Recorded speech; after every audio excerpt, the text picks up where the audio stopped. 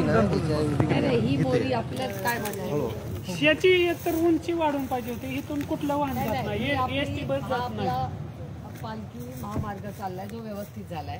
आपल्याला हा जो अंडरपास आहे तो काय करू, म्हणजे काय आपलं काय काय अडचणी येतात तिथे? पाऊस आल्यानंतर याच्यात गुडघ्याभर पाणी असते. शाळेतल्या मुलांना त्या इथपर्यंत हे करून भिजत यावं लागतं. आपल्याला काय सुधारणा करून पाहिजे, ह्याची हाईट वाढली पाहिजे.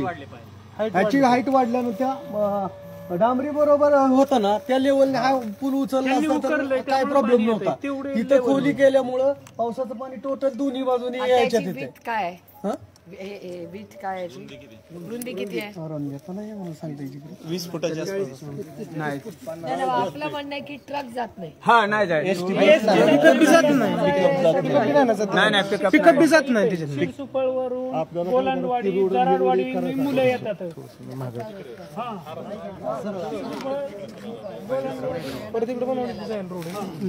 चार गावांना कनेक्ट आहे, त्याच्यामुळे हाईट कमी असल्यामुळे त्याची बस त्याच्यानंतर पिकअप वगैरे विजिट झाली आहे ना, पाहून गेले.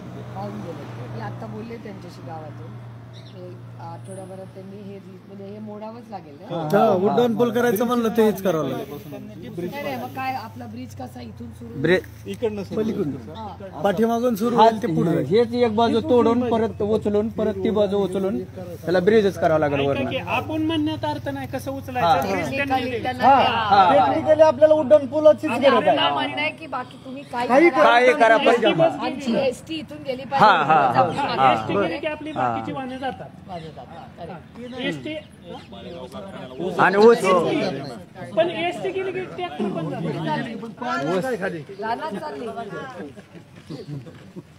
आपण एसटीची मागणी केली की खाली खोदतात लेवलला आहे आणि मग पाणी प्रॉब्लेम. पाऊस आला की तर पावसाळ्यात 2-3 महिने बंद असं धरून चालेल. 2-3 महिने बंदच असं धरून पण इश्यू आहे.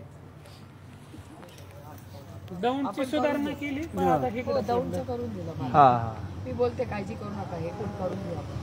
एक महिन्याभरात ते म्हणजे कारण बऱ्याच वेळा सांगितलं पण बऱ्याच वेळा काही हे होत नाही ते मग लोक हे होतात. आता 24 तारखेला आपण ठरलंय त्यांना परत फोन करायचा. 24 तारखेपर्यंत या आपण प्रयत्न करूया की ह्या पावसाळ्याच्या आधीच हा विषय संपून टाकूया. फक्त ताई महत्वाचं म्हणजे उड्डाण पूलच झाला पाहिजे. म्हणजे सोल्युशन काढून पण उपयोग नाही. दुसरं सोल्युशन काढलं ना तुम्ही, सर्व्हिस रस्ते दिले तर याच्यात काय पाणीच राहणार आहे. मुलं एवढ्या कमरे इतके बुडून येतात. त्याचे व्हिडिओ शूटिंग काढून सुद्धा तुम्हाला पण मला वाटतं पाठवले होते ते मुलांचे की कमरे इतके मुलं सायकली घेऊन ह्याच्यातून येतात. प्रॉब्लेम आहे ओढा आणि त्याच्यामुळे काही करायचंय ते टेक्निकली करा, फक्त आमचा उड्डाण पूल झाला पाहिजे. म्हणजे आपलं म्हणणं की हे लिफ्ट केलं की सगळे ते बोर्ड दिसतोय ना कुठला तिथं ब्रिज आहे, तो ब्रिज त्या ब्रिजला हे कनेक्ट उंची वाढवली.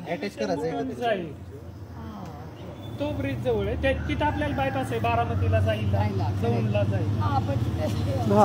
आता काय आपलेच लोक म्हणतात मग मुलांना 3 किलोमीटर जायला काय अडचण येते का मोरीत? आता लहान मुलं सायकली ओझ त्या मुलांना झेपत नाही एवढं ओझ शाळेत, आणि 3 किलोमीटर 2 किलोमीटर रिटर्न यायचं म्हणजे अशक्य गोष्ट आहे. आपण तात्पुरतं काहीतरी केलं असतं, म्हणजे आपलेच काही लोक म्हणतात. त्याच्यामुळे काय होतंय, आम्हाला उड्डाण पुलाचीच गरज आहे तेच बघा. आणि तुम्ही प्रयत्न केला तर 100%च होणार आहे.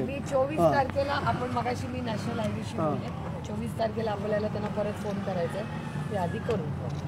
हा तुमच्यापैकी मी कुणाला कळवायचं, मी तो नंबर तुम्हाला. सरपंच आहेत, माझे सरपंच आहेत, अनिल शेठ आहेत. थँक्यू, सगळ्यांचे आभार. तुम्ही एवढा वेळ दिला.